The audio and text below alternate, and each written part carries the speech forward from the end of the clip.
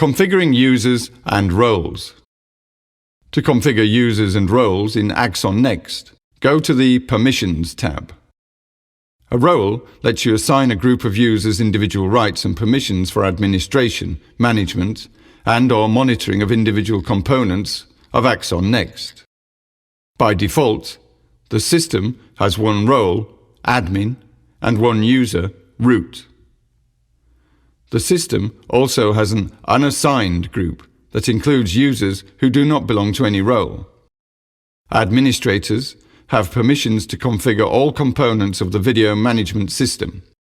To create a new role, click the Create link in the bottom of the Admin Role Unassigned tree, or open the context menu for the admin role or unassigned group and select Add Role. Then configure the permissions for the role.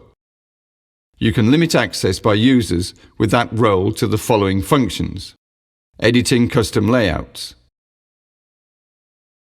minimizing the client to the system tray, system log, managing the Axon domain, exporting frames and video recordings. You can also limit access to the Alarms and Layouts tabs, as well as each of the tabs under Settings. Then set the rights for accessing devices. Different levels of access to a video camera are possible. The No Access level is self-explanatory. At the Monitoring in Armed mode level, viewing live video is possible only when the video camera is armed.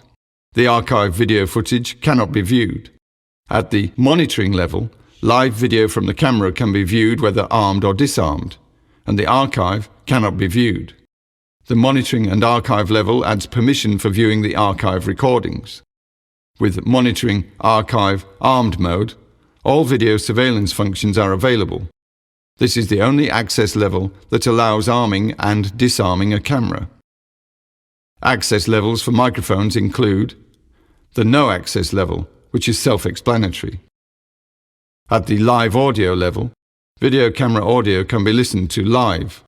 Live Audio and Archive adds the ability to listen to audio in the archive. Telemetry has two access levels: No Access and Control. At the Control level, the user can control the PTZ device. Then set a name for the role if necessary, and save changes by clicking the Apply button. To create a user, select the role to which the user will belong and click the corresponding Create link, or in the context menu, select Add User. If necessary, enter comments about the user's email address, and set the name and password.